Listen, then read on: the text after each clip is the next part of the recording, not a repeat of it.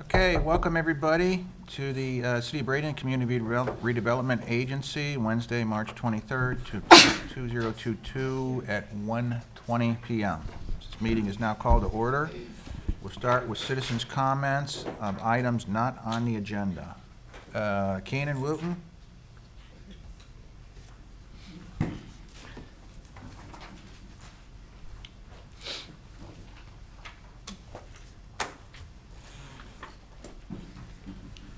All right. My aunt came up with me, Keenan Wooten, 1915 to 11th Avenue East.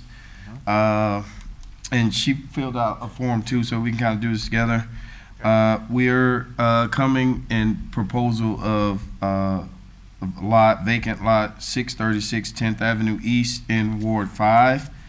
It's not a standalone lot. We feel like we want at least a shot at developing the lot. We own 632, which is right next door to it. It's right across from Lincoln Village.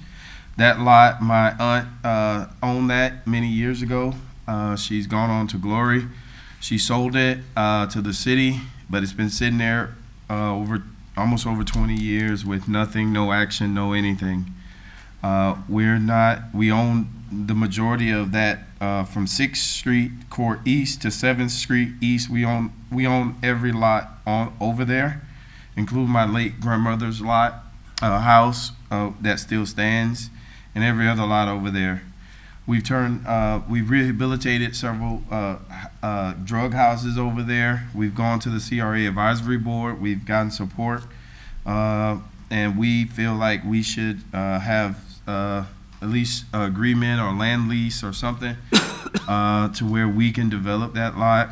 We live there. We're not interested in any other entity coming in and getting dibs on that, or us battling with another entity, corporate entity, trying to battle that out. We're not interested in that as Central CRA people that stay in that neighborhood. While we love other entities, we feel like we should have that right first.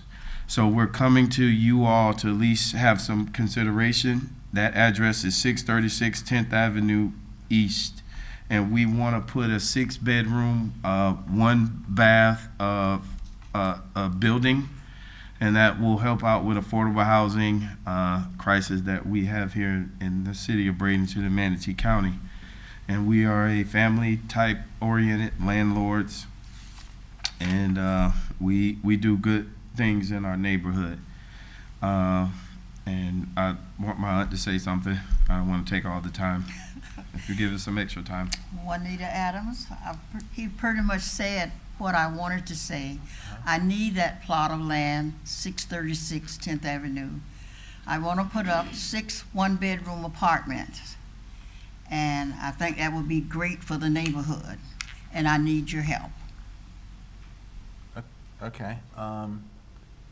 Let's see. And for sake, because you did say 6-bedroom, 1-bath. You don't mean 6-bedroom, you mean 1 and 1. Yeah, 1. Oh, okay. I was going to say that. Yeah. Yeah, 6-bedroom, 6-bath. I'm sorry. Yeah, okay. Okay, well, what, as a director, this has to be, how do we do this? I mean, deposition of property as well. We've met with Mr. Wooten and Miss Adams, and we advised them that because it's in a CRA, the proper process would be to advertise it in a newspaper whenever we get the go-ahead from the CRA board that this is the next property that you want us to do something with. And at that point, we will definitely notify them that the advertisement is out so that they don't miss it and are able to respond. I believe they're asking at that point that they get the first dibs. Okay. Once it's advertised and we receive all the comments, is my understanding that they're here for. Okay. And was this one of the properties that we had chosen for deposition? No, it's a vacant lot. It's Okay. The 2 properties we have are houses in that neighborhood. Okay.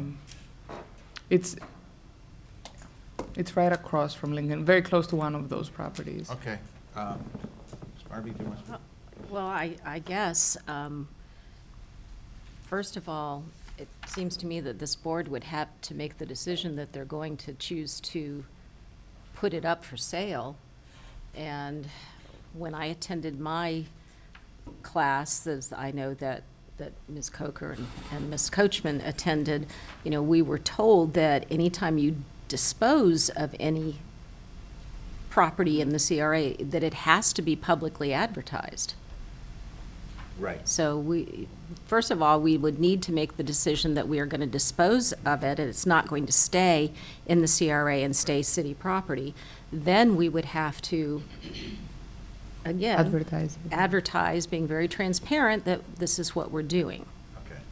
So for me personally, I appreciate you all coming forward during citizen comment, but I don't know, and I can't speak for my other board members, I don't know that the decision has been made to dispense with the property yet. And I think that's the first step that the board would have to decide if that's what they truly want to do. And then, because we are the entity that we are, we're bound by statute and law that we could not just take one offer, that we would have to put it out for publication. Right. I mean, that's the way I understand the law. But, so my question was too, that we discussed properties over there on what we wanted to keep and what we wanted to dispose of, and I just wanted to, so this was one that we thought we were going to keep? So, The instruction I got from the CRA board was to focus on first on the two properties that are vacant, that are houses with existing structure. And once we finish that process, then you would reconsider about other properties. all right. I don't think we voted on it, but I thought we pretty much had consensus that we need to sell them because we couldn't group them together with enough lots to do anything besides Yeah. offer for sale. Okay. But if you build City Hall on it, you might not have to advertise it, you'll get a 5% variance on, oh, wait a minute, that's another deal. I've got. Got the Okay, well- wrong hat on, Mr. Sanders. Yeah, I figured you guys would pick up on that pretty quick, though. Again, Well, good. I think that, so thank you for coming down and telling us that you're interested in that lot, so which we now know of. I know that, so we'll have to move forward on the other properties that we were going to dispose of. And then we'll consider this as to that new lot as to whether we want to reconsider keeping that or disposing of it, or the proper order was we were going to get rid of the other ones first. Okay.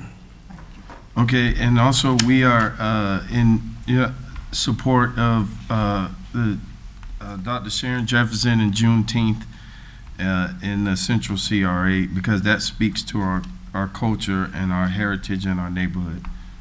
Okay, thank you very much. And then also not on the agenda was Andrew Schroeder.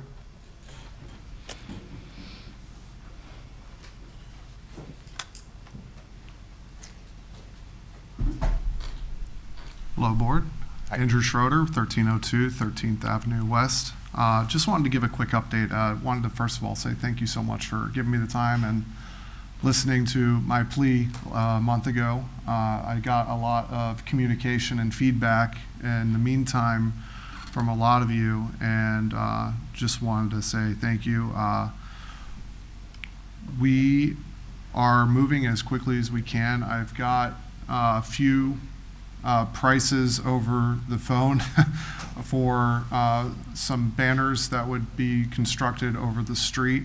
I don't know what you all were thinking as far as budget goes for that, but as first glance for me, they seemed a little bit out of reach financially. And also I've spoken to some of my colleagues in Tampa who have over-the-street banners, and they have a lot of issues with vehicles, even though they're built at 13 foot 2 inches, I believe is what the standard is. They do have issues with vehicles that are not to code, that are running into them and damaging them from time to time. So if that's something that you want me to pursue, I could certainly do that. I've been seeing a lot more police presence in the neighborhood, and that's certainly helped, especially during our busy nights with Art Walk. Traffic and drivers have been a little bit better behaved, so that's really great. I also have an artist who gave me a portfolio for 3D art for crosswalks. His name's Truman Adams. I could either email you, or I have a thumb drive I could show you now, whatever you prefer. I think email's fine if you're okay with that. And I have noticed a small difference. The art walk was a little better with the mosquitoes. We are going to be having a general meeting next month. I can include all of you on communication with that, so we can get maybe the mosquito control board there, and we can have a discussion with that with the community as well. So I yield the rest of my time. Okay. Any questions? All right. Okay, Andrew, well, thank you for coming down. Thank you so much. I'll be reaching out to Mr. Schroeder. I think he brought up at the last presentation a couple of points that we haven't had the time to meet yet because of other priorities, but now that the annual report is done, I'm gonna try to schedule a meeting with you and then go over some of the proposals and see if we can bring something back to the board. Great. That sounds wonderful. Thank you. Right. Thank you for your presentation the last time. So, Was that banner a permanent structure It was a permanent structure. made out of aluminum, steel? Yeah, it was made out of aluminum steel as well into the six figures. And then the other question would be to where it would be placed, because there's multiple entrances in the neighborhood. So I'm open to discussion. I'm certainly not going to say no to any sort of thing. Our board is also exploring a tweak to our branding as well, because if we're going to be getting this kind of funding, we want to make sure that we're going to be doing our due diligence to be put a product forward that, you know, we can stand behind and Right. y'all can stand behind as well. Right. So okay. All right, Andrew. Well, we're definitely going to keep in touch with you. I know there's a lot of stuff going on over there, and we're Yes. interested in working with y'all. great. Any questions? Thank you so much. I appreciate your time. Thank you. Thank you. And next is Bill Webster, Village of the Arts. 1009 12th Street West. Did you buy property over? Well, exactly. I still live in Palmasola Park, but I'm now a half owner, along with my son, of the Purple House at 109 12th Street West, which eventually we want to do some cool things with. Cool. But there are two reasons I wanted to come today, and I hope the timing's right, because I didn't come to the meeting last time, had a conflict. But first of all, I have been hugely confused as to the funding that the village has gotten historically. I don't have a clue what was CRA money.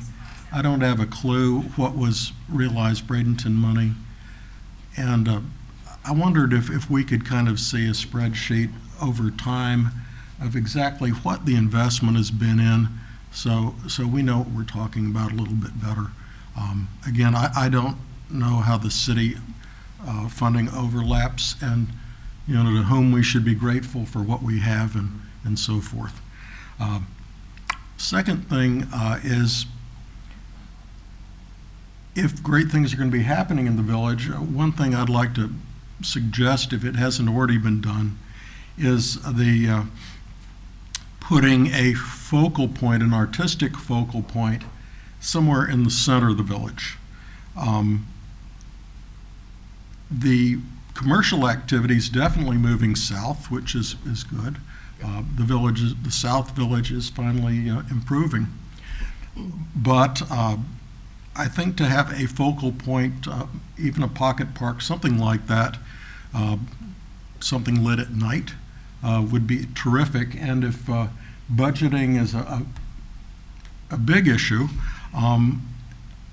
nothing would be better than to relocate the chrysalis launcher, which is located in a unfortunate place. It's invisible. It's totally invisible. It's a little bit shabby looking right now, but the way that it's designed with the light post things does give it connectivity. And if it were placed somewhere in the heart of the village and given adequate lighting and given a bright coat of paint, it might be a somewhat financially responsible way to get going on this idea. So anyway, those are my two bits of possible wisdom for the day, and thanks for listening. Sure thing, Bill, and thank you. And to be honest, that's a great idea, because I do know, I think we've both someone has spoken about the Chrysalis launcher needs repainted. It certainly needs that, so, and then also, as far as your request for finances, he's now a property owner, would you mind meeting with him? And Absolutely. I wrote down that what you asked, you wanted to see what funding we've given to the for the Village of the Arts, so I'll pass those on. Thanks. Great, thank you, Bill. And thank you for your service in the past, Bill. And so the public hearing on the consent agenda, on the agenda item, do I wait on that? What the, What? No, don't wait? There are none. I have one for, Minutes, consent agenda? for the agenda, So that's. Juneteenth. I've got Sharon Jefferson. I think they spoke of What? that. well, Miss Jefferson, she's actually going to be presenting it, so she'll be, Oh, okay. yeah. Oh, okay, very good. All right, so let's move to consent agenda. Mr. Mayor? Yes. I would move for approval of the consent agenda with the addition of the word "we" on page 4 of 8, where it says, Councilmember Barnaby was concerned, why do have these properties? I think the word "we" is missing. I think it's just a Scrivener's error, but that was the only one that I caught. So, Somebody read the minutes. Thank you. Well, I'm glad you promoted him now to mayor. Okay. I'm Call sorry. him Mr. Mayor. Oh, I'm sorry. I apologize. It was a long morning, and I apologize. We're all tired. I see. Council, or board member Pat, chair. I'm Pat. Okay. Chairman. All right, so is that a motion, it's a motion to move with the correction of the word "we"? Second. Okay, all in favor, please say aye. Aye. Opposed? Thank you. Thank you. Bradenton CRA event sponsorship request for Earth Day. We have Jennifer Hoffman from Keep Manatee Beautiful here with us to do a presentation, and she's also provided us with a handout. And last year we partnered with Keep Manatee Beautiful for an Earth Day event in the Central CRA. The proposal for this year has come for that event to take place in the Bradenton CRA. Very good.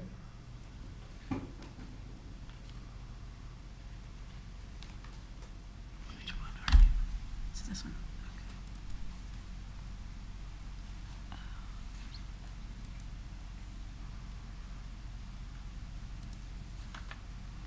Okay, you can use these. Okay. Thanks, KK. Hey, y'all. Nice to see you again. Jennifer Hoffman, Executive Director of Keep Manatee Beautiful. As she said, we did Earth Day with you last year. Hopefully you were able to see some of the reviews of last year. Financially, we had a $10,000 donation, I guess is the correct term, from you to go towards that. The final price of that was $28,000. This year, we are looking at it coming to over $20,000, and we are asking for $15,000. So I want to go ahead and go through some of the ideas for this year. We are working in a partnership between ourselves, the CRA, and Reflections of Manatee. And we're going to use the same breakdown that we did last year, and for that fact, the 4 years that we've been putting on Earth Day for Manatee County, a morning of service, an afternoon of celebration. So the morning of service this time is going to be a whole neighborhood litter cleanup, new gardens and landscaping for the Curry Homestead. They're the Reflections of Manatee Center, new signage, and ADA walkways and ADA garden beds so that it is an all-access availability for everyone in the community. So for landscaping, if you look at the top picture, that's in front of the Reflections Visitor Center. It's between two sidewalks, and it's a large space that the executive director there had said that they wanted to make into a vegetable garden. This is going to be time appropriate. Everything I speak of that happens at Reflections is time appropriate for the housing and the museum that they have.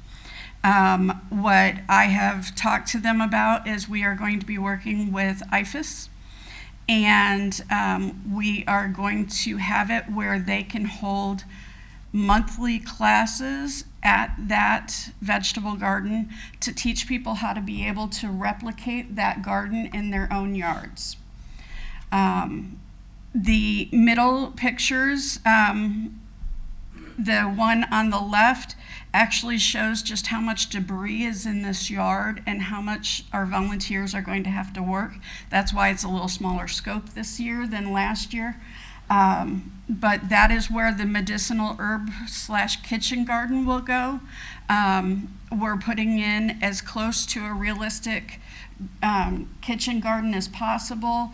They are going to turn this into an outdoor education center for their classroom for children's education. That location is the closest to where the original out kitchen was. So we are going to take, you will see the bottom is where they have already had one tree that was cut down and left on the property.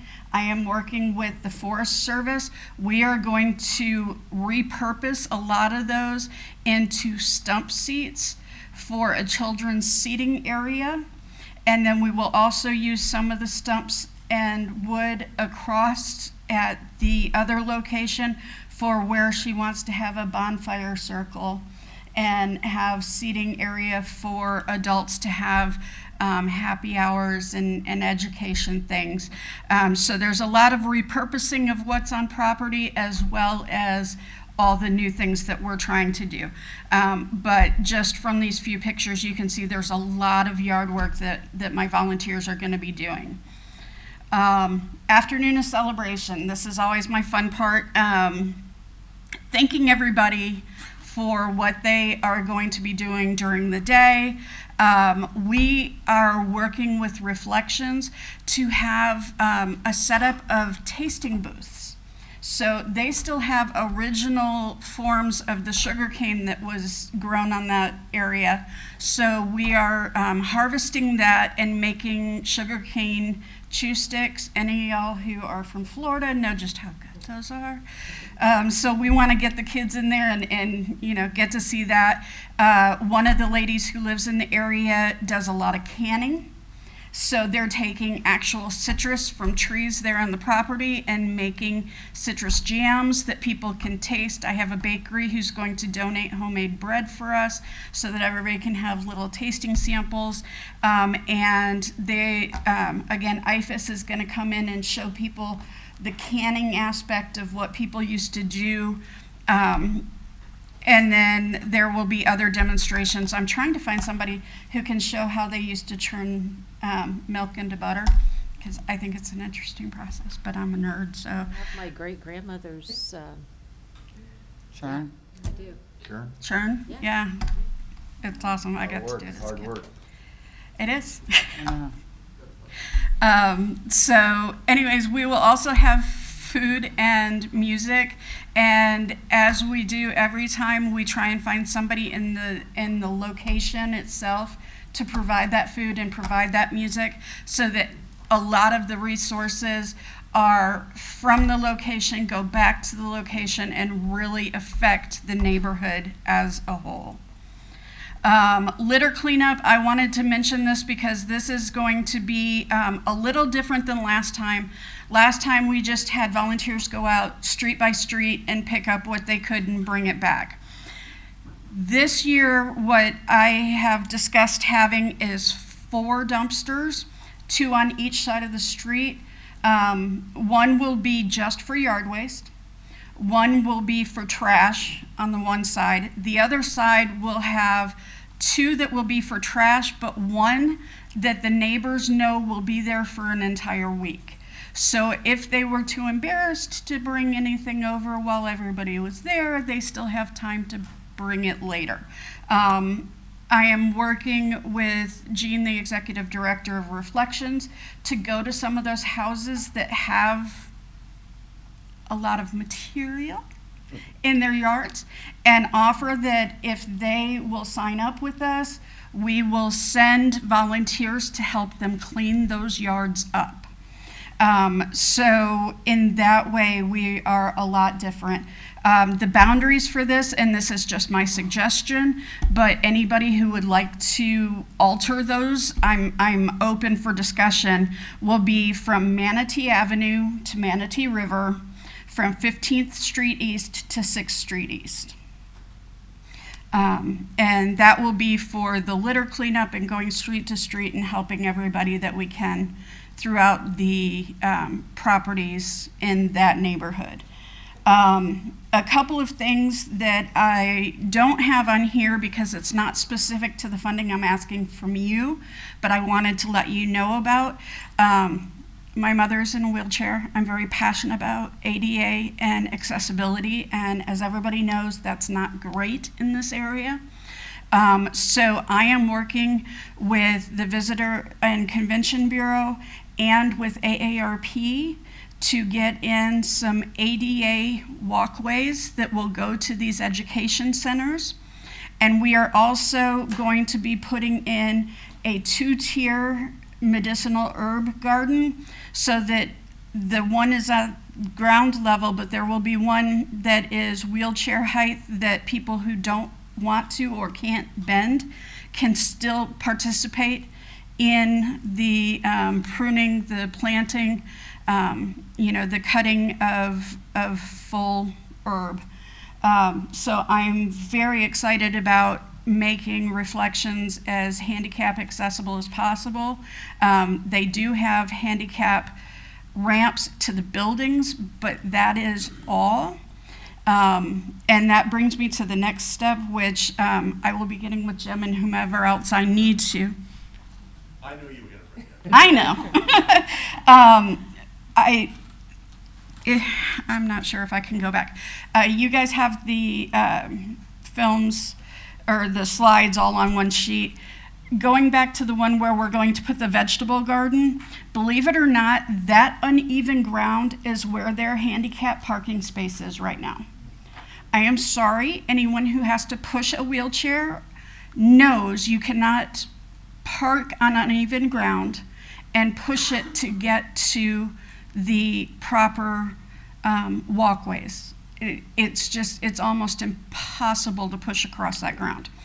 And since we're putting a garden there, it precludes where they have their handicap parking. We had discussed asking permission to put a handicap parking space on the road itself in front of the location, or putting in a small slab of concrete into part of their property so that the wheelchairs or whatever assisted devices would have solid ground to come out of a vehicle on. That being said, The two things that I am asking from you besides the money is because it's across the street, I'm asking your permission to seek a permit with the police department to close the road just in front of the two houses. The apartment complex that's a few doors down and the street accesses, those will still stay open for everything, but I would like it to not be a through street while volunteers, we expect 100 to 200, go back and forth from property to property. It's only for the 8 a.m. to 2 p.m., but I would very much appreciate it if I didn't have to station people there to make volunteers safe. The second is at that area that's right in front of the visitor center that has the curb right there. I am hoping to be able to get permission to take that curb out so that the vegetable garden, although it is a raised bed, will go to street level. So that was a suggestion by Jean with Reflections to be able to take that curbing out just in front of that strip. So there are 50 million things I threw at you, so any questions you have now or later, I'm happy to answer. Mrs. Barnaby? Thank you. I think if you want to do a street closure, you're going to need to get with the events committee of the city and fill out that information, and that's the process. We Okay, cannot. no problem. We can't. I was just told that it had to come from you to be able to even start that question. So if I was misinformed, that's fine. I don't. Okay, no, that's fine. So I would recommend getting. I'll take care of that right away. I would contact Jeannie Roberts now, since Kelly is not in, Kelly's. I think Kelly's back on Monday, and Jennifer and I discussed having her get in touch Okay, with Kelly to fill out an application. okay, And No then worries. ultimately, it has to be approved by city council because it is a work order. Okay, yep. so that was the first thing. The other thing, when you were talking about going into the neighborhood to talk with people and possibly removing some of the clutter, I would recommend that, number one, you make sure if you're talking to someone at the home that they actually own the home and the property. Absolutely. And that you have some sort of permission form that Right. they agree to, saying that people can, A, come on their property, B, can help them, and help them Correct. remove it. I would expect the homeowner to participate, Mm-hmm. which would require them to be there Yes. while this activity went on. We had some serious concerns last year with doing things at people's property while the homeowner was not there. Okay, I can make that a stipulation this year, absolutely. I'm telling you, and you can check with our attorney, you're going to need permission to go on somebody's property. You're going to need permission to remove items. You're going to have to agree. Oh, absolutely, yes. But again, you need to make sure it is the property owner, because many properties over there are rented. And while the resident who's renting the property may say, sure, you can take this stuff, they may not own it. It may belong to the true property owner, and they may not be so happy to have some of their treasures removed. Would it be easier, Scott, if we left that part of the volunteerism out and simply told the neighborhood that if they had things they wanted to bring to the dumpster, they were welcome to? Would that take the liability of my volunteers going onto properties? I'm happy with that. We were just trying to think of ways, if there were people who couldn't do it themselves, could have that help. But I do understand the liability. So yes, I'm. Mr. Rudisil? Well, I mean, I don't want to get in the habit of giving legal advice to third parties that are before the city on items, but But let me just say, would you concur that my recommendation has merit? yes, I agree with your advice, that they need Enough to said. confirm the ownership at a minimum if they're going to be going on people's property. Ms. Coker? Yeah, I enjoy this event. I worked it last year and 100% support it and want to participate again this year. And this is not going to be just with this event. This is going to be with all events. I don't think it's appropriate for us to be paying salaries or administration. I just don't think that's what we should be doing. And that's not just aimed at you, it's aimed at everything. So I just want to put that out there. I thought we weren't really supposed to be paying salaries. Can Or I administration? explain that? Just because I have 20 years' experience in nonprofit, I can tell you a general admin fee, which is kind of an above and beyond. It's not necessarily salary, but it's for the time it takes to copy, to get things out, to get everything set up. That being said, the average, standard average is 10 to 20% of any grant. That's from national level, state, city. So it's not uncommon. It helps a community organization like mine be able to do it.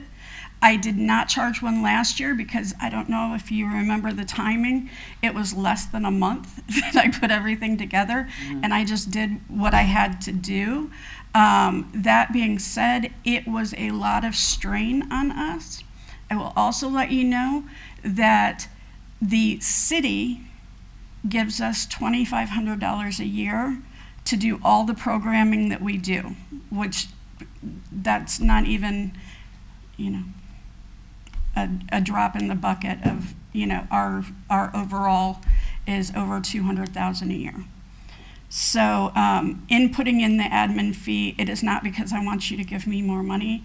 It's to help us be able to provide events like this for the community. I will also remind everyone that this last year, because of the overspending at state level for COVID, we lost $72,000 worth of funding from FDOT that we don't necessarily think we're going to get back. And that's huge. So my asking $2,000 to help you put on an event in the areas that you really see as a problem is just something that I have to do. It's very, very taxing on a small organization to be able to do something this big, make it as fun as it is, but really and truly make an impact. I can whitewash it and I can put together a cute little fun thing. That's never been me. That's not going to be what I do. I want people to learn from it. I want it to be a part of what the neighborhood needs, and I want it to live past the day that we do it. So that's I just wanted to explain. But I still don't, I think for us to sponsor things, sponsor entertainment, sponsor, whatever, that's typically what we do. We sponsor it, but we don't necessarily, I just don't know that I think that that's what we should be doing. Okay. And nothing against you, you work. No, that's very fine. I was hard, just explaining. Completely think it's a great event, but But this is a nonprofit, so doesn't that make a difference as opposed to paying an event with an entertainment that's making money? I'm just going to repeat, I think it's great to sponsor stuff. I just don't think we should be paying for that. Here's a comment. We just approved how much administrative expenses was in the music in the park. Approximately 10, I believe 10,000. $10,000. For administration? Well, That doesn't make it right. Well, okay, but we need to have a discussion on this. Well, that's what I'm trying to do. Well, I don't, if you want to do it today, that's fine. I agree with you. I agree with you. Hold on a second. I agree with you because we give $400,000 nearly, 380, to Realize Bradenton. and most of that is really administrative if you look at the financial information. So we have to have a serious discussion on that because we spend $380,000 there. We just spent, you know, part of this was music in the park. You realize we paid $5,000, but that was just a sponsorship of the Blues Festival. We're paying probably between $100,000 to $200,000 on the parade that's coming up. That's second most expensive thing we do. How much of this do we say no to? And then I get people coming to me that says, well, I put on a New Year's Eve party and you didn't pay for all of it for the city. I mean, and it was a great thing. So where is it some people get it, some people don't, and what's our policy? Because it should be fair and equitable to everybody, in my opinion, that we shouldn't absorb those things because I always agree with absorbing a lot more with a 501c3 organization than I do a for-profit. For-profit, I don't think you need. We had a festival in the park, and that's a for-profit organization. We build back everything that we did there. And the biggest one we have is the regatta. And that's a for-profit individual making a lot of money, and we're absorbing probably $200,000 worth of in-kind services. I don't agree with that. Okay, well. So we've got a lot of discussions to be had, and who gets it, how they get it, and we've just went like, okay, because I like that project. It shouldn't be about that, because it should be, we have to have some priorities on it, and it's now becoming pretty much a big item. You know, if you added all this stuff up, it's probably $1 million a year.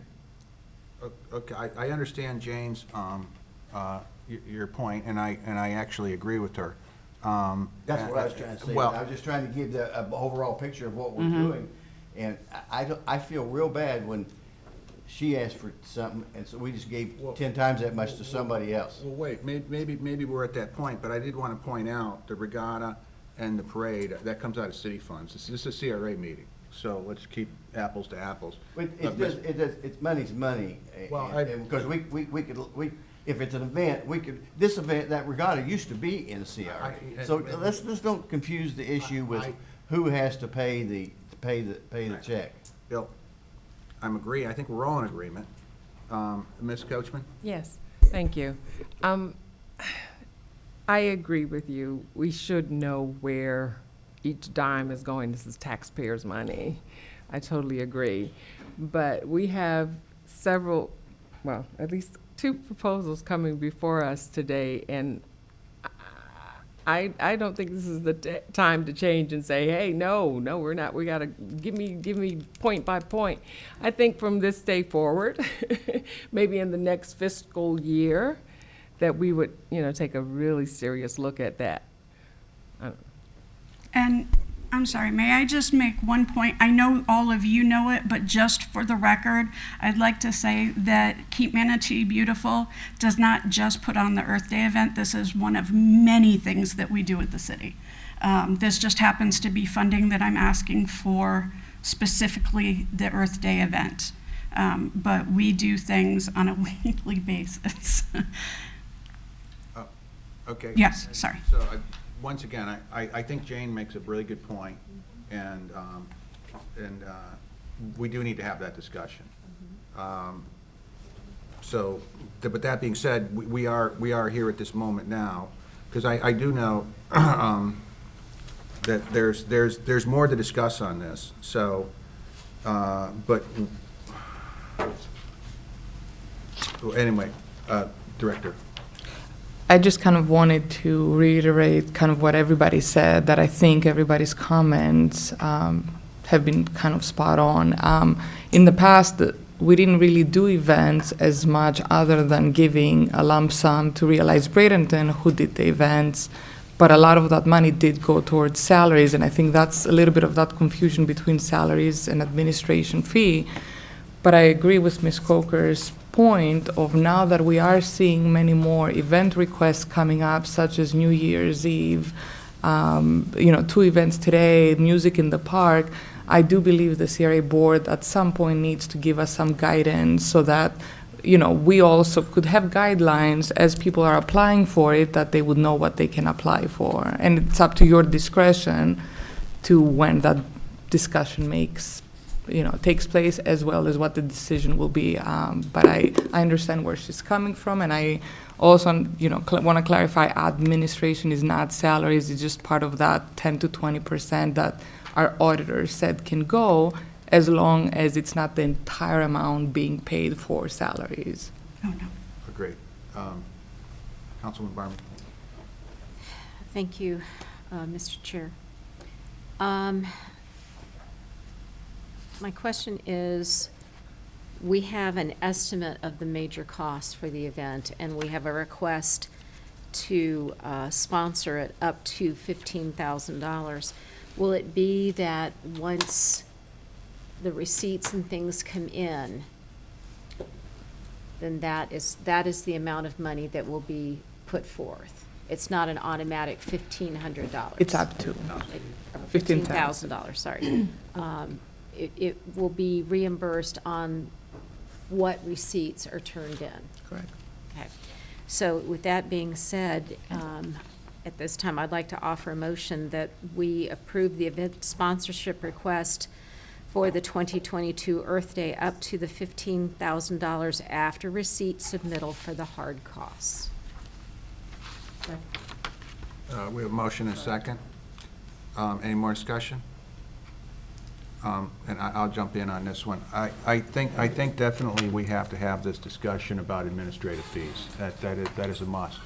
The one thing I'm kind of analyzing right now is that this this event right here is obviously not going to raise any money. This is an event that's just for the community, and it's pure cost out. Like when we sponsor, let's say, the New Year's Eve, well, obviously the merchants are making a lot of money that night, so I don't know if we factor that in, but right now, I guess to find leniency at this moment, and maybe the Juneteenth is going to be the same thing, that I don't mind saying we need to draw a line and the time is now, but let's get these couple done first, is maybe that.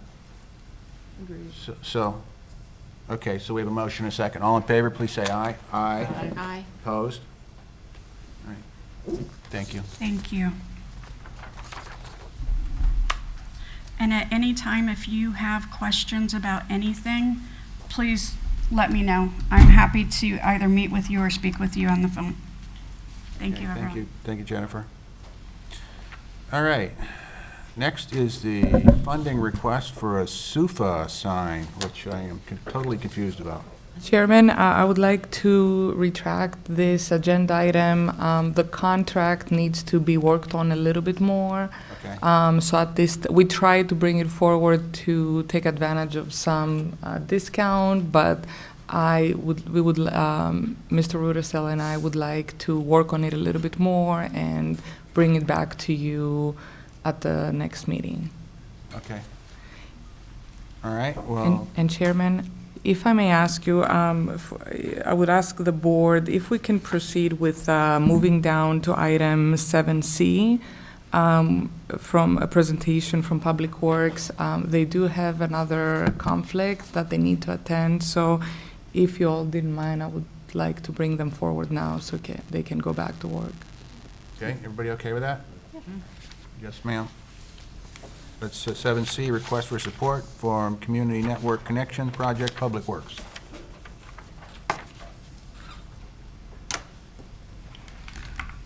Hello, everyone. My name is Kim Clayback. I've not met all of you yet. I am the city's infrastructure engineer, and I work for and with Jim McClellan. And today, we're going to talk about a grant that we are submitting that impacts a portion of the Central CRA. Let me just get these open.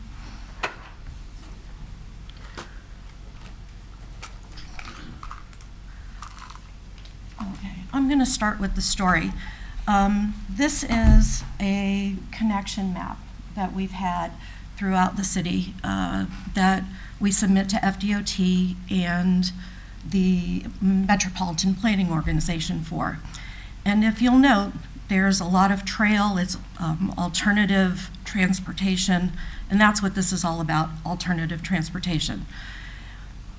There's two parts that I'd like to bring to your attention. One is, oops, I'm really having a problem with this, sorry. Up here, we've got the 2nd Avenue East Complete Street project that's going to be going out to bid later this year. And we've got a trail that we've proposed across the Braden River. And in the center here, as part of the 14th Street CRA, because you are the CRA board, 14th Street is a project that we've requested accelerated funding from the MPO on to do the study on how to reconstruct that street. But one of the things you'll see that's missing in all of this is out here on the east side between First Street and the Braden River that we don't have any projects proposed south of Manatee Avenue. And that's what I'm here to talk to you about today. Back in November, I believe it was, the United States Congress approved a $1.9 trillion package for infrastructure improvements. And they've opened up that to local municipalities. We don't have to go through the state to do any of this. And Jim and I had talked about this, and we put together a project that does impact the 14th Street CRA. And this map is in your packet, so it may be easier to see that way than it is on this screen. Is this the one that you're talking about? That's correct. And the project covers a multitude of alternative transportation and focuses primarily on safety and accessibility. So I'll go through the presentation, and some of you have seen this already. And we're currently calling it Community Network Connections. If you have any better ideas for a name, please let me know. We are going to be submitting this grant to the USDOT. It's due on April 14th, and it's in the amount of about $12.5 million. So we are looking for support from you as the CRA board because it does impact the 14th Street, or the Central CRA, excuse me, as well as in form of letter of support for the project as something other than the city of Bradenton, technically. So the project extents, in the map here, the green outline is the Central CRA area, and the dark purple lines overlaid, you can see the different parts and pieces of the project. Why are we doing this? We are looking for safety primarily. There are, in the project area, between Manatee Avenue and 13th Avenue East, from 9th Street East to the river, the Braden River, there are 2,000 students, school-age kids, that live in that area. 2,000. That's a lot of kids walking and biking, because let's face it, most of them can't drive. And I learned from the CRA advisory board meeting, most of those kids are bused. So the only time they have activity is when they get out. So the project is safety for them, accessibility for them, as well as folks that are somewhat visually impaired, physically handicapped. We're using a wheelchair, a walker. We've done some work out there, but there's always more to do to make it more friendly for those that can't get around. So we want to get people to transit so that they can, if you lived on 7th Avenue East, east of 27th Street, you can't get to the bus stop on 27th Street East without walking in the road. Same thing on 11th Avenue East. You can't get there unless you're walking on the road to get to the bus stop. So we want to provide safe accessibility to transit so they can get to a job or they can get to a grocery store. We also want it, like I said before, for mobility. We want to create neighborhood connections so people can get from point A to point B. One of the big connections If you're playing out at Norman Lloyd Park and you're 14 years old and you're playing basketball or football and you want to go swimming on the east side pool, you've got to cross 15th Street East. Have you tried to cross it on foot or on a bike? I've watched the middle school kids frogger across the street to get to their bus stop. It's awful. It is awful. DOT, with a request, did lower the speed limit and is allowing us to put in temporary crossings there, but we want to do something more permanent. And we want to improve the aesthetics. Walk bridge? I'm sorry? Walk bridge? No, it'll be at grade. Well, how you proposing to get across Manatee Avenue unless you go over top? Manatee Avenue, different kind of signalization is going to be what we'll do at Manatee Avenue. But for bikers, there's different things. And here, we want to do safer crossings at intersections. And that's a big piece of this. And at 15th Street, what we want to do is put in what are called hawk signals. They're on-demand signals that force traffic to stop. It's not just a flashing light that warns them a pedestrian is there. It actually makes traffic stop. That's a DOT road, but they've been amenable to the conversation. We want to create bigger paths where you have this, on the bottom is a high-intensity crosswalk that makes drivers more aware. There's somebody there. This is where you should be looking. What you may or may not know is that Manatee County 14th Street West is one of the top 5 streets in the U.S. for bicycle and pedestrian fatalities. And it's not actually within the city limits, it's south of the city, but we've just been lucky. So we have a lot of people that don't cross. We've had a lot of pedestrian fatalities that have happened, bike and pedestrian fatalities that have happened in the last 12 months in the city. A lot being 3 or 4, but that's still a lot. We have on-street parking needs. This is a picture of 6th Avenue East at 21st Street. This is adjacent to the assisted living facility. The other one is 8th Avenue East between 22nd Street and 23rd Street. Those cars are all parked haphazardly if we did on-street parking there. Another place that we are considering on-street parking is adjacent to the Armory on 23rd Street East. There's a whole lot of space there in the right-of-way before you get to their fence to do on-street parking. And like I said, when you're walking from Norma Lloyd to the East Side Pool or anywhere in the city of Bradenton or the rest of Florida, it is friggin' hot in the middle of July. It is really hot. And you've got kids that have grandparents and parents walking with them. We want to give them a spot to sit. We want to give them a water fountain. We want to give them a trash can to throw their bottle of water away and create some amenities along the way. As well as, at key points along the way, put in some public art. I've started conversations with 2 of our different carriers that work locally about putting in either 5G services or something called C-band. Both of them are cell phone driven, not high-speed internet driven, but to provide services for all the new 5G technology that's out there. From 3rd Street East out west is the only places we've had people requesting to put in facilities currently for 5G services. Public art always makes a community feel better. And while you may not like the art personally, it is something that does help aesthetically, and the community feels like you care more. And that's what it is. We care about this community and we care about the connectivity. And part of what we'd like the CRA to do is to be contributory to the public art part of this. I don't think we're going to be able to get that from the US DOT.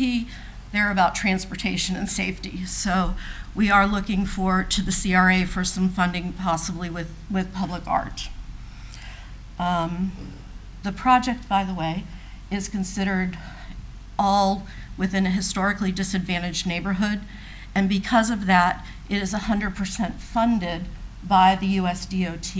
There are no matching funds that are required for part of this grant. That 12.5 million is 100% funding. 100% funded. Perfect.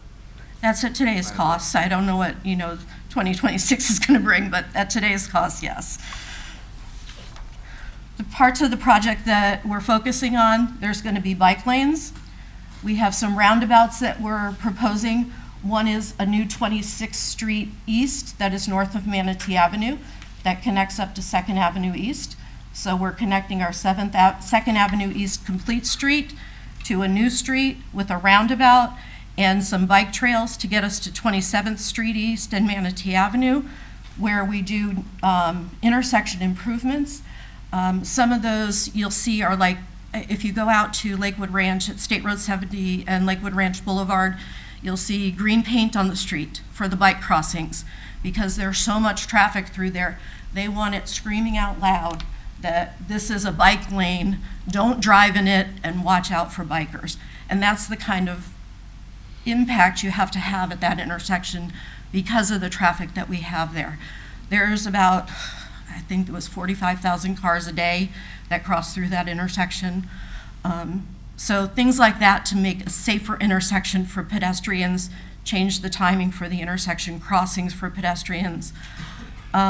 Safer intersections, on-street parking, multi-use pathways are 8 to 10 feet, shared by both bike riders, wheelchairs, and pedestrians, and sidewalks, which are important to get to, just for basic accessibility to get from point A to point B without walking in the street. This is an example of the bike lanes. The green that I talked about, this is at Lakewood Ranch Boulevard. And you'll see green stripes on the left side, just some different impacts that you can make using bike lanes and improve bike safety. Multi-use paths. These pictures are, the majority of them are from Florida, by the way. Some of these are from the Legacy Trail down in Sarasota, so we have neighbors that are doing this kind of work already, and their citizens are using it. If you've never tried it, Legacy Trail is beautiful. And you can ride from Sarasota all the way down to Venice now on a 10-foot wide path. Theirs is the old rail corridor, but it is a beautiful, beautiful trip to take. Roundabouts, we want to do simple roundabouts, one-lane roundabouts, and we're wanting to put one at, like I said, the new 26th Street East, north of Manatee Avenue, one at the three-way intersection as you come down 29th Street. It is on your map, sorry, it may be easier to see there than listen to my description. At 6th Avenue East and 29th Street East, because right now we have a three-way stop that people race through. And then at Normal Lloyd Park on 13th Avenue, and that would be strictly a pedestrian and bicyclist entrance to Normal Lloyd on the south side to get to Normal Lloyd and the Dream Center. Complete streets, let's make it parkable, walkable, bikeable, and aesthetically a better view of the road. And that's what a complete street does. It provides for safer crossings, mid-block crossings, so you don't always have to go to a light, and that's important for bikes and pedestrians, because if you try to cross mid-block and there's not a crossing there, that's where the majority of pedestrian and bike fatalities happen. And I believe I got everything. Did I miss anything? Okay. Mr. Chairman, Ma'am. I'm going to try this. I don't know if this will show up or not, but let's see. Because sometimes some communities have combined roundabouts and public art. So tell me if that is showing up. Yep. Yes, it is. That's in Sedona, Arizona. Sarasota has it too, Sedona. downtown. There's opportunity to do it on the east side. You've got one that needs to be something done with it. Yep, you got it. You can get that going pretty quick. And the nice thing about this piece of art is that it's somewhat see-through. When you put public art in a roundabout, you still have to be concerned about traffic, this is way technical, sorry, traffic visibility around the circle so that people don't have accidents. But if you have something like that people are able to see through and around, those are the kind of things with public art that we would be looking to do in some of the roundabouts and at some of the, call them rest stops for now, along 13th Avenue. For public safety, the MPO, someone gave a presentation and it said that putting a public art feature in the center of those actually made it safer because it slowed them down to make those things flow better if there was something in the center versus just being nothing.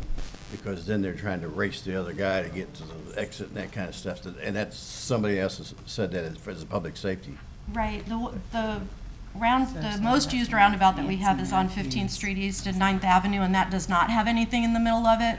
I know. The one at Preserve at Riverwalk hasn't had enough traffic to make, and that does have public art I in know, it. I've gotten caught up in that circle, and I thought I was at a motor speedway. And I, wait a minute, I was in a revolving door because some little hot rodder was like doing donuts in a circle. Yes. It was like, whoa, let me out. Again, simple roundabouts, one lane. We don't want to create, the university, town center roundabout trail, but. Okay, so you're asking us if we want 100% funding of a $12.5 million grant. Exactly, yes. That's a tough one. And if not, a personal check, please.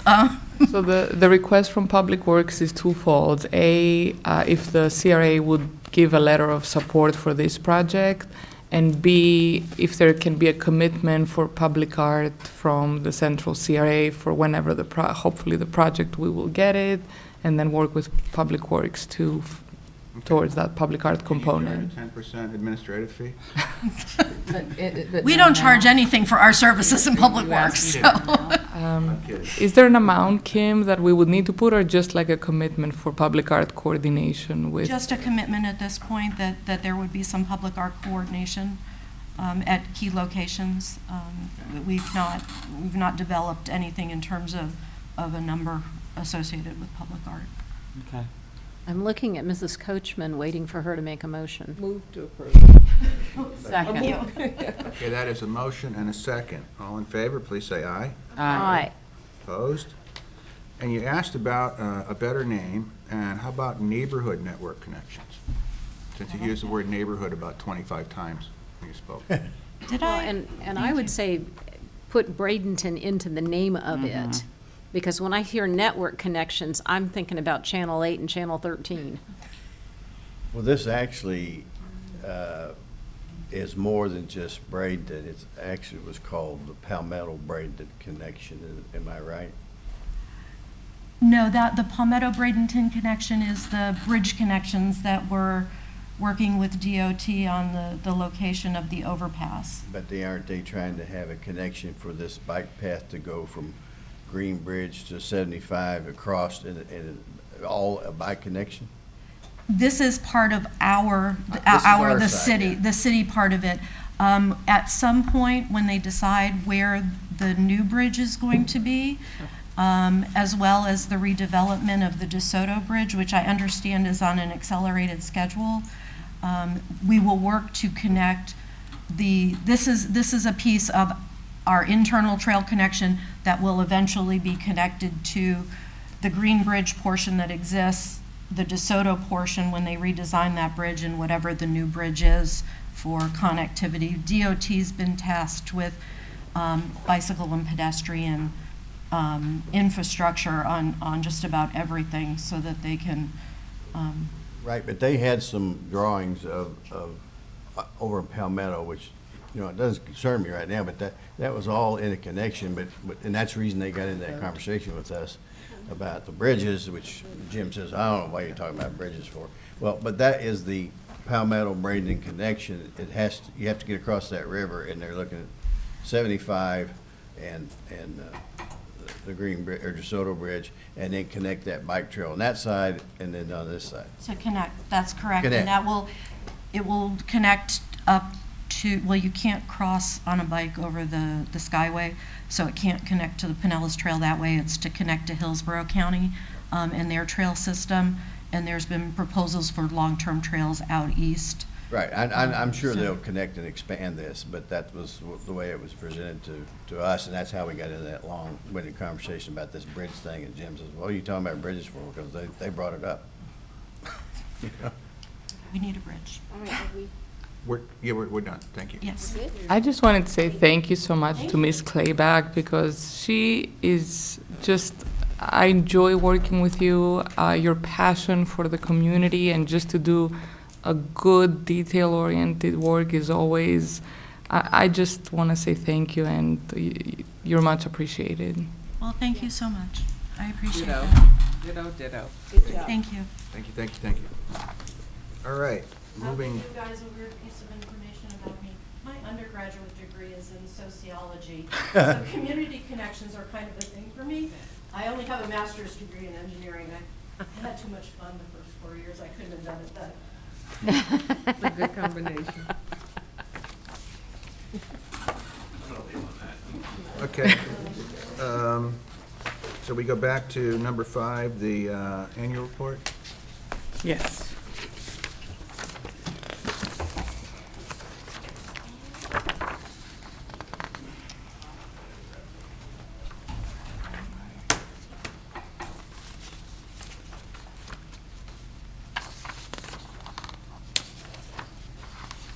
I apologize, I'm trying to find one piece of paper and I cannot find it.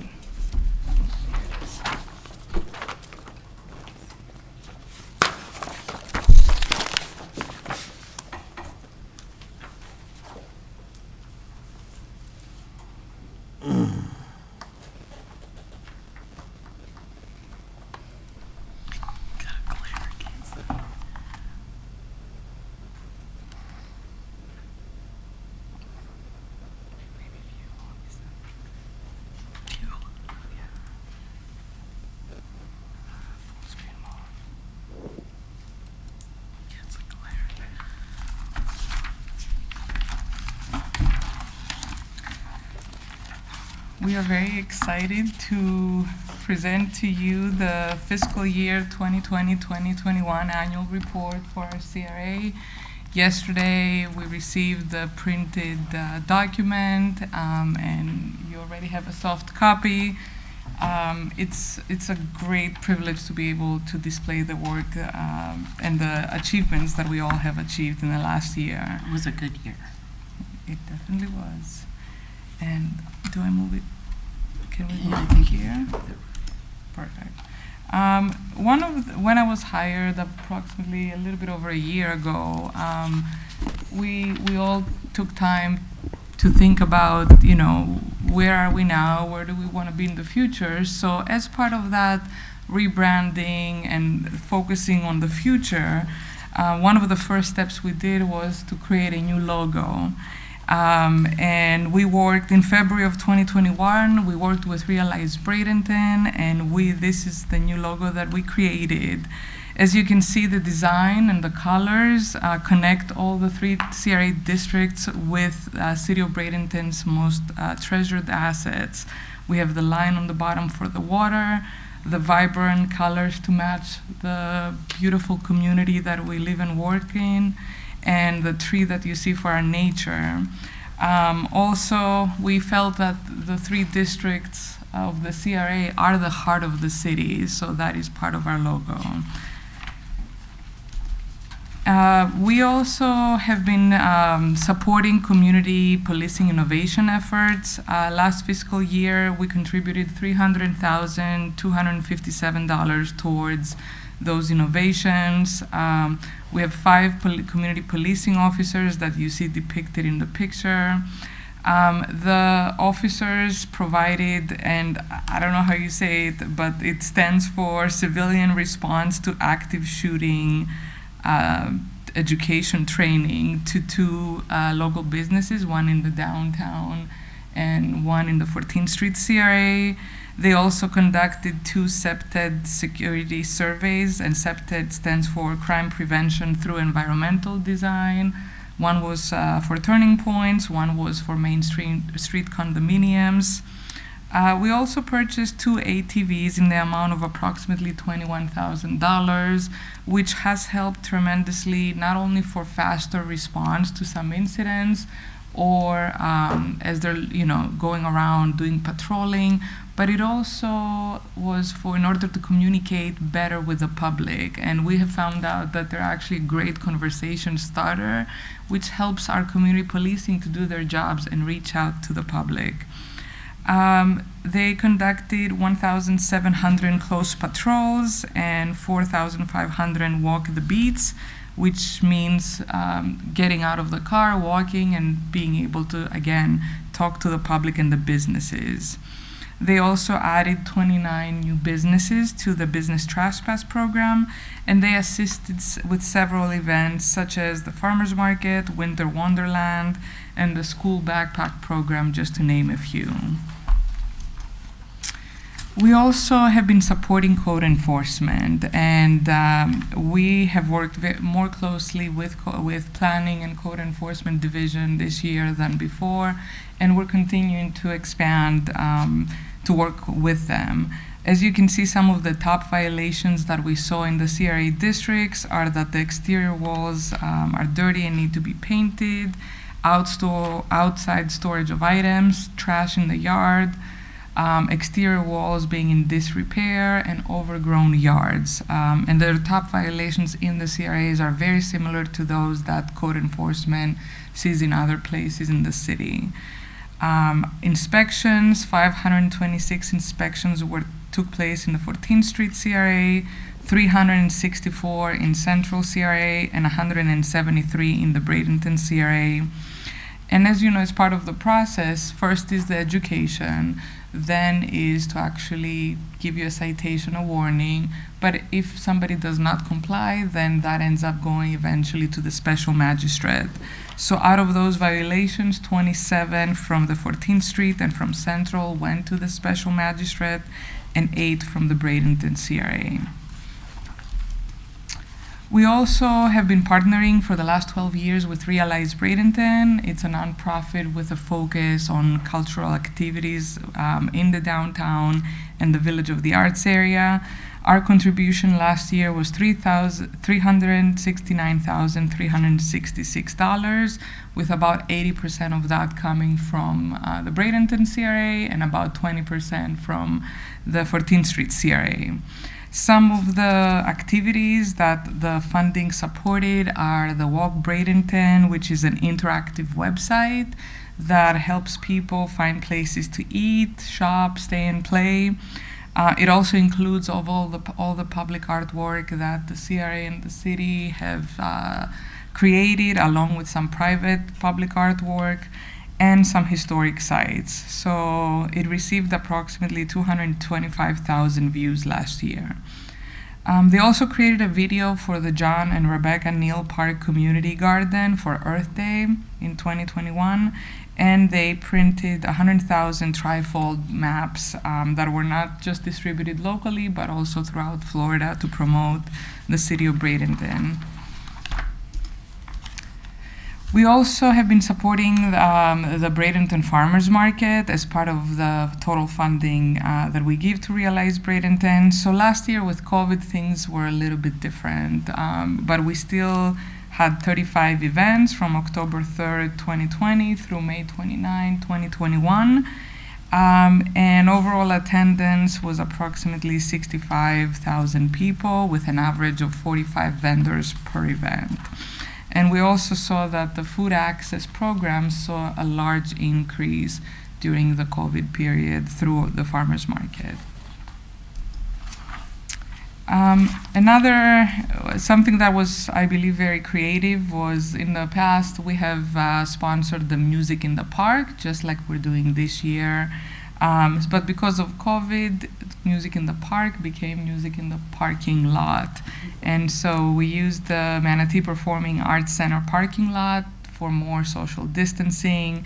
So 7 events last year with attendance of about 1,400 people. And they're going on right now for this year, so I just want our community to continue supporting them and enjoying these free events. And I'll pass it on to my colleague, Ms. Kaiser.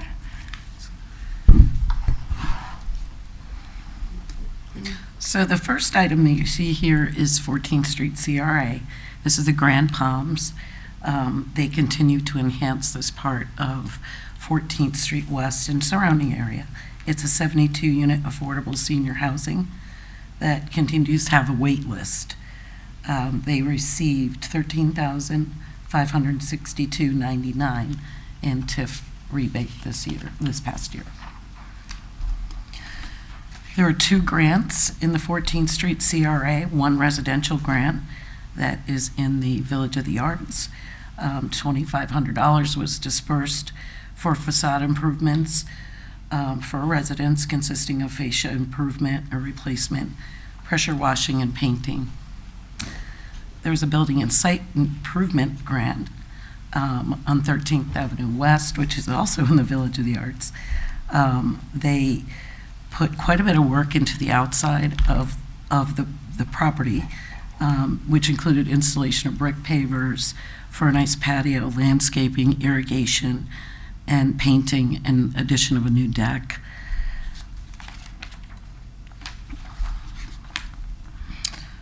The Met is, next photo you see, Pearl Homes acquired the 4 parcels from the CRA in August of 2020 for a multifamily rental housing site. The work is now underway, and they began construction close to March 18th, which made it an even better birthday for Mrs. Barnaby. By the way, happy belated birthday. Next is the Bradenton CRA District. Spring Hill Suites by Marriott, Players Point Hotel LLC has brought much foot traffic to Old Main Street, Riverwalk, and our surrounding areas. It's a 15-year tax abatement. The hotel was completed in 2019, and Players Point has received this past fiscal year close to $140,000 in tax abatement. And just for a side note, in spite of COVID, during last year, they remained at a 95% occupancy. Sons Insurance Company. In 2016, Sons Insurance took possession of a 60,000 square foot office building. They did receive a 15-year TIF abatement, which was really key in them making their decision to come here to Bradenton. They currently employ 160 people within the building, and has had a tremendous impact on our local restaurants and foot traffic in the area.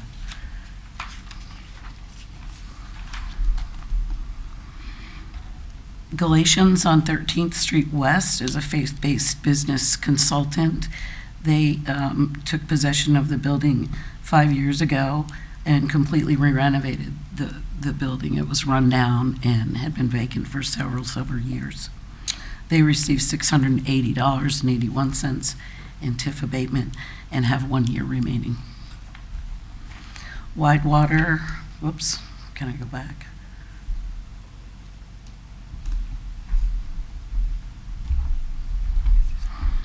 I don't know. Wait, that's Polish Park. No. Sorry for this interruption. Widewater was entered into a 15-year agreement with the CRA, and during 2020-2021, the developer received $112,840.90 in applicable ad valorem property taxes. Again, a very positive impact on our downtown core and surrounding districts. Last April, the Bradenton PD, CRA, City, Realize Bradenton, and Bradenton Blue got together and put put together an event called Polish the Park at Riverwalk.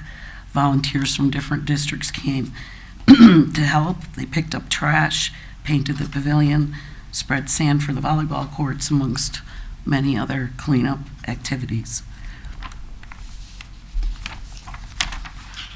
And as we talk about the Riverwalk, as you know, we continue to pick up all of the maintenance costs for the Riverwalk. They're approximately $200,000 every year, and here you see some of those activities that took place. There was a lot of graffiti on the skate park ball, and our public works staff removed it. So you see on the top there a before and after picture. And on the bottom also, there was some vandalism to the restrooms as well as graffiti. So all that was fixed, and the graffiti was removed. As you can see, there's been some replacement of the sod. We updated the faucets and toilets in the pavilion restrooms. There were some structural repairs to the banner tower and repainting of it, as well as new banners. And we also pressure washed and resealed the entire Riverwalk. So we're thankful to our Public Works for doing the work and the ability to continue to keep that beautiful Riverwalk so many years after since we built it. And the downtown streetscape project was completed in June of 2021. So there were some last items there, installation of those asphalt crosswalks and of the final hardscape components. 920 Manatee Associates, we entered into a 7-year agreement for the future construction of a 12-story mixed-use building with approximately 130 units for workforce housing. Construction is expected to begin next month, and it's going to be approximately 17 or so months of construction. You know when they're going to demo that? I'm sorry? You know when they're going to demo the building? Next month, I believe. That'd be cool. It's not going to be blasted And moving on to the Central CRA district, we have 2021 Earth Day event. It was again a partnership with Keep Manatee Beautiful. It took place on April 24th at the Word Temple AME Church, and all of you came, and we're thankful for your support, as you can see, for some heavy lifting on the pictures and digging. So, and we gave out 100 trees, painted 4 homes, landscaped 18 houses, and created 2 large community gardens. In Lincoln Village, the CRA had purchased 38 apartments of Love Apartments, and partnered in 2016 with North Star Development to create Lincoln Village. It's a 1.94 acre site, and now it's 50 apartments in 7 buildings that support affordable housing.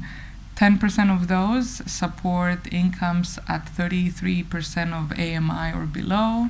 80% of the units, 60% of the average median income or below, and 10 of the units are market rate. And I did approach the developer to find out what is market rate in their language. So it's 5 units, and depending on the size of the unit, the lowest one is $900, the highest one is $1,200. So, and some of the units go as low as about $330 for monthly rent. Construction of the project, as you know, was finalized in August 2021, and we had a wait list of 500 applicants for these 50 units, and 100% were occupied immediately. We also have been working with Opportunity Fund Florida 1 LLC on the Mini Lee Rogers site. We have, back in December 30th, 2020, the CRA entered into a 15-year ground lease, and there have been a lot of discussions and a lot of efforts to try to bring a grocery store and try to bring a development for the community. And as it was mentioned in the city council meeting, it's not lack of trying. We are doing everything we can so that we can support the needs of the community and do something to this site that's been vacant for over 16 years. I keep hearing different numbers, but it's been vacant for a very long time. And we created, again, the Central CRA Advisory Board. So in June, we adopted Resolution CRA 2103, and we appointed the 4 members. And in the next 2 months, we had a full board with 7 members. And they started meeting in October, which falls into the report for next year. But it's been great to have that advisory board with us, and we look forward to continuing working with them. Lastly but not least, I wanted to put the faces of the people that are helping us with this vision and the support that we have, because all of this is truly a joint work. And I just wanted to say a big thank you for having supported us. I know since I've been here, it's been wonderful working with you.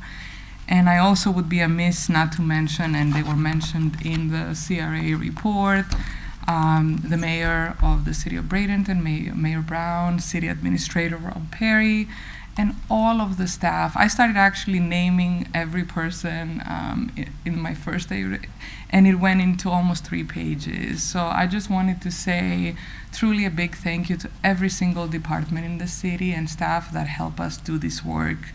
And also I wanted to thank you, Manatee County, because of their support. As you know, the CRA couldn't exist without both cooperation from the county and the city. So we're here for any questions or comments, but and this is our presentation. Yeah, my question is, how did you get Chairman Roth's high school graduation picture? Well, I don't know, how'd they get your high school graduation? That is not my high school graduation I paid picture. for that headshot about 3 elections ago.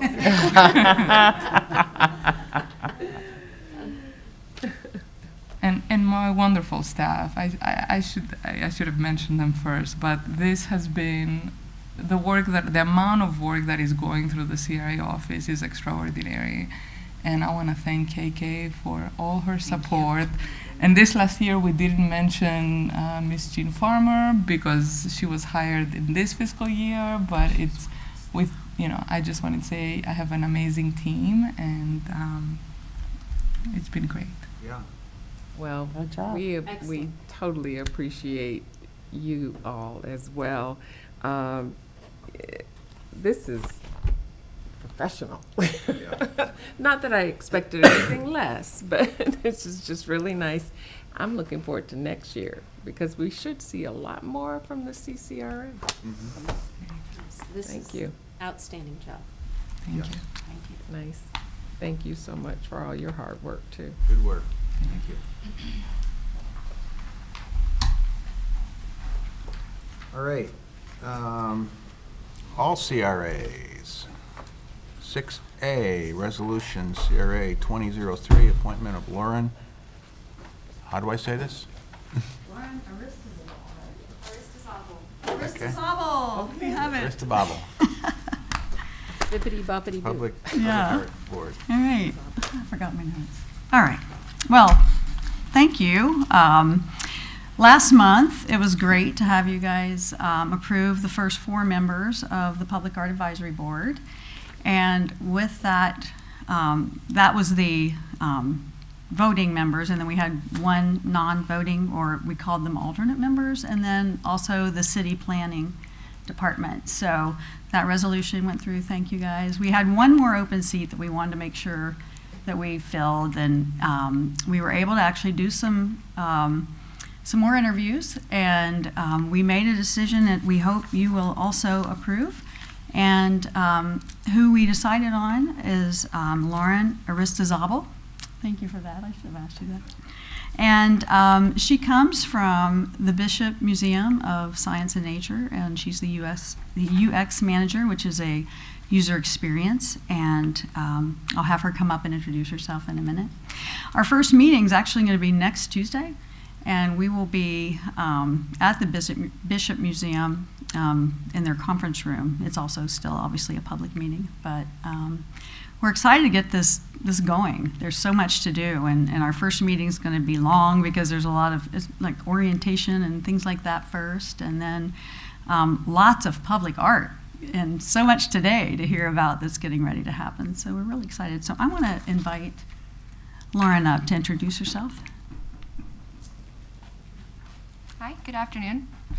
Thanks for having me. I really appreciate the opportunity to serve this community. I've grown up in and around this community all my life. I'm glad to say that the Village of the Arts has really shaped my trajectory through life, as it comes to being an artist and professionally. So truly the opportunity to give back to this specific community is something that really excites me. I have 10 plus years in nonprofit as well. I've been doing private commissions on the side as an artist, a working artist for the last 15 years. So I'm excited to bring both of those experiences together and really help the Public Arts Advisory Council or Advisory Board to make the best decisions for this community and really showcase the world that this is a vibrant, lovely community with so much to offer. And I'm genuinely excited just to be given the opportunity to be a part of it. So thank you all for hearing me out today. Thank you. Welcome. Thank you for being willing to serve. Welcome aboard. Welcome aboard. Mr. Chairman, Yes, ma'am. I think we need to make a motion to approve Resolution CRA 22-03, appointment of Lauren Aristizabal to the Public Art Advisory Board. Second. Okay, that's a motion and a second. All in favor, please say aye. Aye. Opposed? Congratulations. Thank you. Yay. Thank you very much. Did you have any other questions for me? Do Good you job. do mostly oil, or do you do acrylic, or do you do watercolor? Mostly oil, but I love watercolor as well. All mediums are fascinating. Great. I can paint that wall. Bring your brush over then. Oil. All right. That's gonna be one of the questions when I get to heaven. Moving right along, CRA Community Policing Update.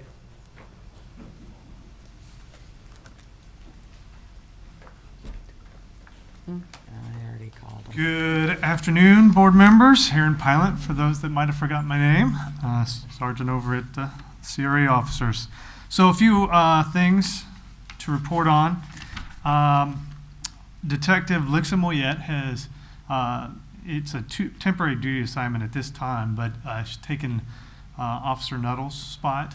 And so she spent February really reaching out to businesses, providing her information to them, getting to know them, and also getting to know some of the apartment managers and going through the CRA. And she's done a wonderful job, even connecting with some of the stuff. The CSX had some homeless people on the tracks, and we were able to connect with them and get all that taken care of over on the Riverwalk. So she's done a really good job so far. She's also, if you probably know her, if you don't recognize the name, you recognize her partner, Liberty. Okay. So the little great bloodhound. So that's Detective Moyet. Some other things in the Central CRA. Officer Williams is continuing to work on the Dr. Martin Luther King Jr. Park cleanup. We finally got a date, so he's working with. It's going to be like a polish the park type event. It's going to be a much smaller scale. Because it's on a Wednesday, it's hard to get a lot of volunteers. We've reached out to several of the churches in the area, see if we could get any faith-based partnerships. We just haven't got a ton of feedback back from them, but Ms. Hoffman has offered to lend us some utensils and pick up items so that we can go through the park and go completely south to about 13th Avenue, and that includes the 12th Avenue area that we were working on to try to clean up a lot of things. Sanitation's going to help us, code enforcement's going to be out there, and quite a few officers will be out there that day to really kind of solve some issues there. Did you have a question? Yes, could we have the date? Yes, April 13th, and that'll be from 10 to 1. Oh, we'll be in council. We'll be in council that day. How exciting. Would you prefer us to try to push it back a little further? If you want us to participate. If you want us to come, we can't come Okay. on a council day, but, All right. you know. I will get a hold of everybody and work that out. Again, if you've reached out and started your work and are getting some responses and things, I wouldn't change it. We had to change it again. This is the second time that we've changed, or the Well, first. and see, It's not a big deal. We can work around your schedule, absolutely. Especially if you're willing to be out there, because we need as many pickers as possible, so that'd be great. So I will go back to the drawing board and get back with you guys. I'll send an email. I was across the going to say, link. Sergeant, if you can give me maybe a few options, and then I'll forward them to everybody. With so the sanitation department, though, they've really kind of pushed us to Wednesdays if possible because of the resources Yes, that are because- available. Well, but the thing is that, for example, the Wednesday, April 20th, we don't have a meeting that day. Yeah, we can push it back. We had it on the 6th, and then an event came up with a couple of the CRA officers that we couldn't get out of. Well, and we have a council workshop that day. So maybe the 20th will work. I'll put that down. But again, if you've got people that are coming and are willing to work, and that's when they can come, and there's going to be plenty of opportunities for us to assist in many different things, so. I will go back and look at everything and see what we can do, and I'll get back with you if that's okay. All right, cool. The Village of the Arts, I think it was Ms. Barnaby that spoke about it last meeting about the issue of traffic. We addressed that by getting the traffic unit to put a encouragement to slow down trailer. And then we also had our officers go out there and conduct enforcement leading up to the art walk. And then the night of the art walk, the officer parked their car at the 13th Avenue where the parking of the grass area that has been proposed as parking or something to that effect. And they parked it there, turned their cruise lights on, which are the lights that come on but they don't flash, so there's no concern there. And then it did a wonderful job of slowing people down as soon as they saw the lights. So I don't think there was as much problems with traffic. And then the officer patrolled the area on the four-wheeler, so it was a very good thing. We'll continue to do that to try to slow things down. For the most part, that's what I've got for you for today. Obviously, learning the job last month was, I spent about a week shadowing Sergeant Cerniglia, and so that was a fun time. Does anybody have any questions? Welcome aboard. Thank you. Very much. All right, moving along, update on posting meeting videos online. At the last meeting, the CRA board asked if there was an opportunity for us to post our videos from our meetings online, just like the city does. I believe Ms. Kaiser has reached out to a few people and we've received information that we will be able to do it. I want to thank Miss Amanda Lyons for not only doing the minutes for us, this packet that you had today from January 26th, she put it together for us, so it's a big help, but also she has agreed to do the closed captioning of the meetings, and so we thank the city for their assistance. Ms. Melton also kind of has helped us understanding what the process is, so we will begin going through that process. And I believe the Granicus software that you all approved with ARPA funding may in the future help us avoid this process, but until then we will start posting them online. Thank you. Good, thank you. All right, moving down to Central CRA event sponsorship request for a Juneteenth Community Festival. Dr. Sharon Jefferson is here with us. She did a great job putting together the request. So whatever you have on the packet, she produced everything and put it together. So thank you for doing all this. Okay. Well, good afternoon, council members. First, I want to thank you all for your service and the opportunity to stand before you today.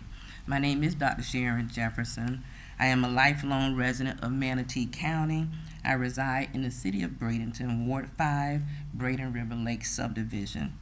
I have been a history teacher an educator with Manatee County School Systems for over 23 years. Oh, God bless you. In middle school. Oh, God bless you. I am also the founder of a nonprofit, which is the Rosalind Walton Education and Enrichment Services Incorporated, also known as Recess Education Incorporated, which was established in the year 2016. The mission of Recess Education is to collaborate with community stakeholders who are committed to ending disparities in education through research-based, innovative, and culturally responsive educational programs. Our aim is to identify, examine, and address deficits in educational and societal systems that may limit marginalized communities from thriving in all aspects of their lives. I am here today to talk to you about Juneteenth. Juneteenth, as we all know, is now a national holiday, celebrated on the 19th of June to commemorate the emancipation of enslaved people in the United States. The holiday was first celebrated in Texas, where on that date in 1865, in the aftermath of the Civil War, slaves were declared free under the terms of the 1862 Emancipation Proclamation. For the past 6 years, Recess Education has celebrated Juneteenth through literacy programs. As we all know, slaves were denied the right to learn to read. As an education nonprofit, we seek to dismantle barriers that impede literacy success for our young people today. The first Juneteenth Reading Conference was held in 2017 at the Palmetto Youth Center in Palmetto, Florida. The conference was followed by a festival. It is important to note that community members who included Mr. Willie Clemens and Ms. Ruby Fobbs and others organized the first Juneteenth Festival in 1996, along with a parade and pageant right here in the city of Bradenton. Though we continued the reading conference annually, we did not convene another festival until June 19th, 2021. On June 18th, 2021, to our delight and surprise, Juneteenth became a national holiday. So we're very, very happy about that. The 2021 Juneteenth Festival was a service to the community in an effort to bring people together safely as a way of providing a sense of communal healing in the midst of a global pandemic and cultural unrest that impacted some aspects of all of our lives throughout that year. The festival took place at Ward Temple AME Church in Bradenton with approximately 300 people in attendance.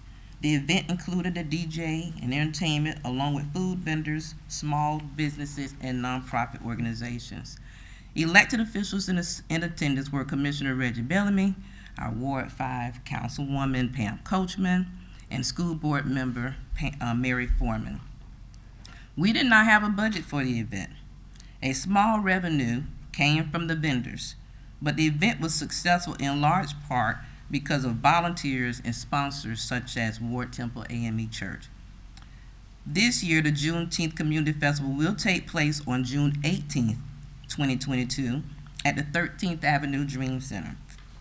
The Juneteenth Community Festival is a multicultural event, and the goals of the festival are to promote unity, to promote diversity, promote equity and inclusion that will have a positive economic impact on our community by providing a space and opportunity for local, small, and minority businesses to sell and market their products.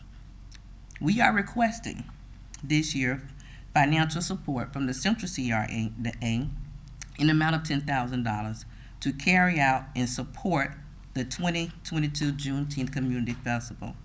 We also request your presence at the event.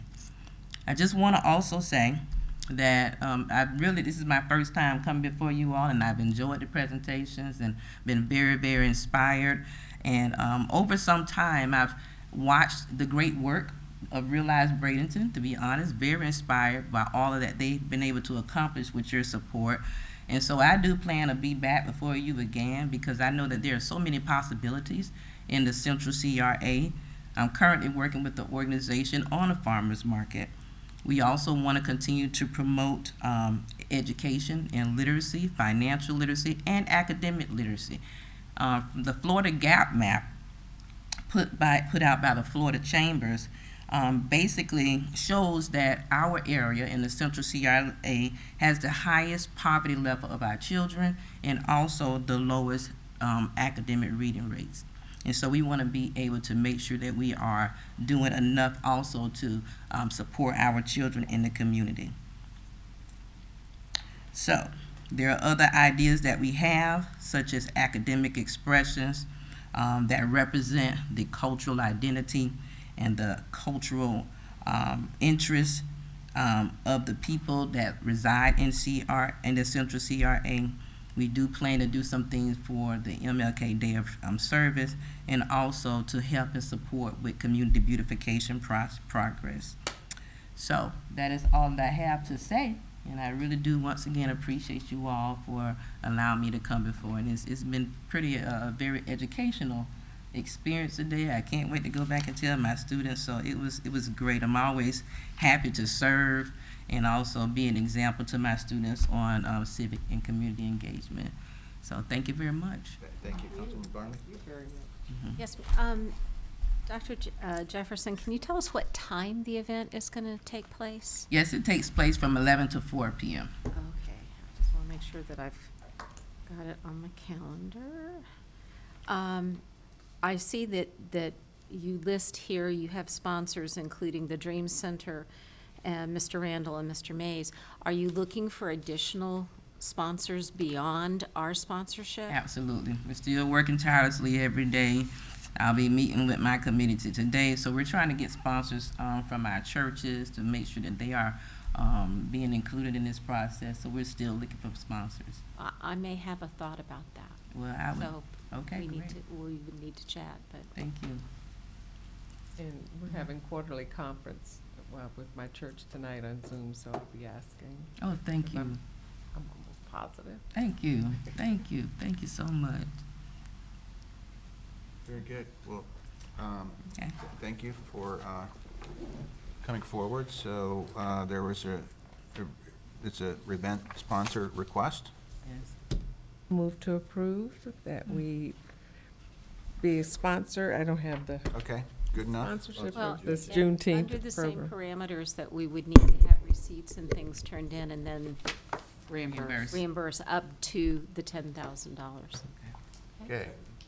We have a motion and a second. All in favor, please say aye. Aye. Opposed? Thank you. All right. Thank you very much. And lastly, it looks like the update from the CCRA Advisory Board meeting. It was a very interesting meeting. Guest speakers were Public Works, so Mr. McClellan and Ms. Clayback presented on what the activities of Public Works are in the Central CRA. Ms. Clayback gave the same presentation about the Community Network Connections project and asked for a letter of support from the CCRA Advisory Board, and they approved it. So they will be also giving their support. And what was very interesting was they all clapped. It was such a great presentation by Public Works, and it was the feeling, and I saw emails going back and forth. They just felt very positive about the direction we're all going with the city and the CRA. So I just wanted to pass that on. And Mrs. Barnaby was the very first, second after Ms. Coachman. She came and attended on behalf of the CRA board. I don't know if she wants to add anything else. It's always very interesting to me because I remember the old 13th Avenue building on the triangular piece of property that we spend a great deal of time talking about. I was involved with the Junior League. That was my provisional project, was to chair what we did at that building.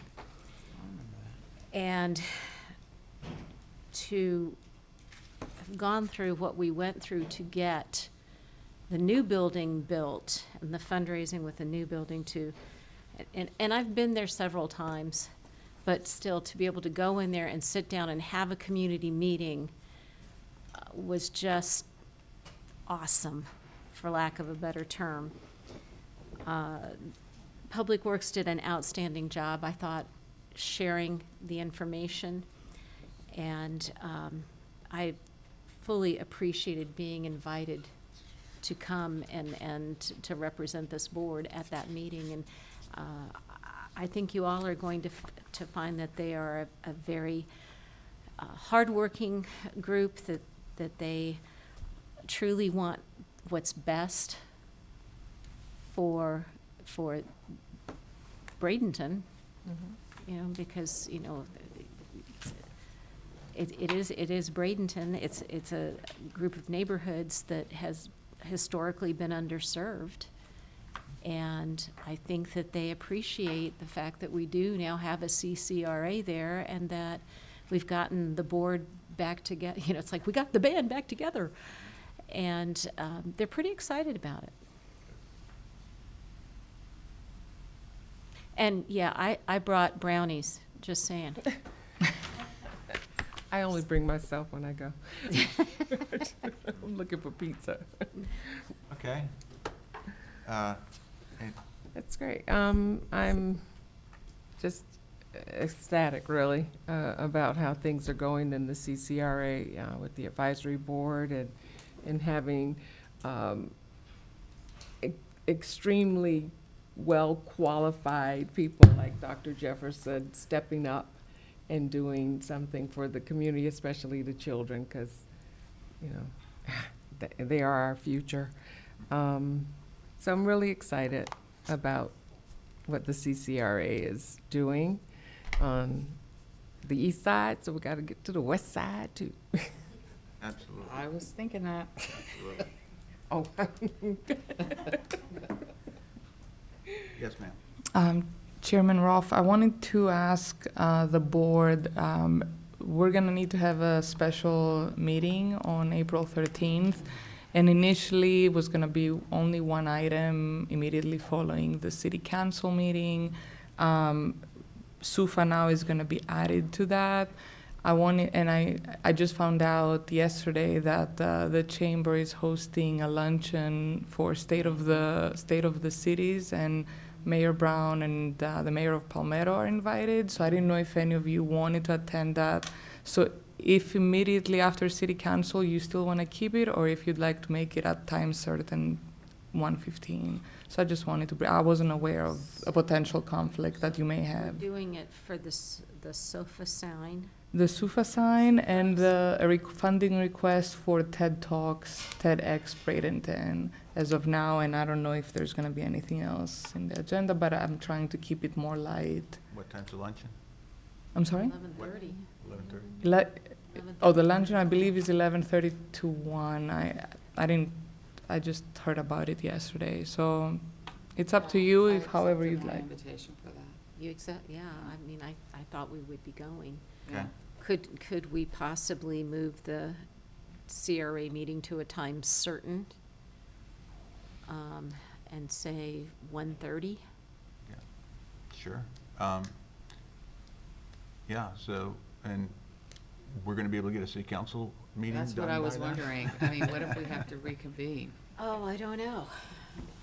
Well, we'd have to do the CRA first, and then, Finish up the council meeting. yeah, we've done that before. Well, that's why I just wanted to bring it up for your decision. And these can't wait until our next meeting? The SUFA could, the TEDx cannot. She needs an answer, and I'm trying to remember the reason. Let's go for 1:30 and see Do if the best we can. see if the city council Yeah, can get we- its At job least done. we may have had lunch. Yeah, Okay. really. Yes. Yeah. Okay. Thank you. That's it for me. All right. Anybody else want to extend the meeting a little longer? Move to adjourn? Second. All right, this motion is second. All in favor, please say aye. Aye. Opposed? Done.